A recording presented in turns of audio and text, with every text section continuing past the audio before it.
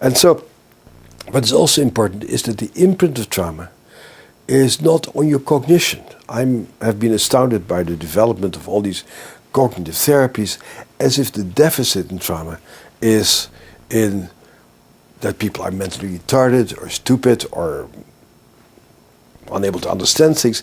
That's not what the problem with trauma is. The problem with trauma is that these smoke detector systems in your brain are changed. You start feeling things that feel differently. Your body feels differently. Every aspect, certain things are dangerous that are not dangerous to other people. You numb yourself out, not because you want to, because this part of your brain does that to you. And so this is really where the imprint of trauma is most of all, is in your reptilian brain over here. This is the part of your brain that you were born with. That's a part of your brain that's active in little kids already. That's a part of your brain that does the same things as happens in little babies. So what do little babies do? They can be awake, they can be asleep, they can be hungry, they can pee and poo, they can breathe.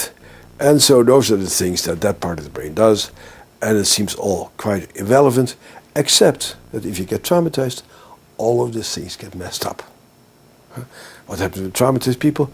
They can't sleep anymore. They sleep all the time. They get eating disturbances. They overreact, they underreact. And so that most elementary part of the brain, like in little babies, gets very disturbed by trauma. And so if that part of the brain gets disturbed, we need to have a treatment that addresses those very primitive parts of the brain. And this part of your brain, where you talk and think, really cannot really control this part of your brain. In fact, this part of your brain controls that part of the brain, but it doesn't go both ways. You cannot tell yourself, oh, don't be stupid, go to sleep.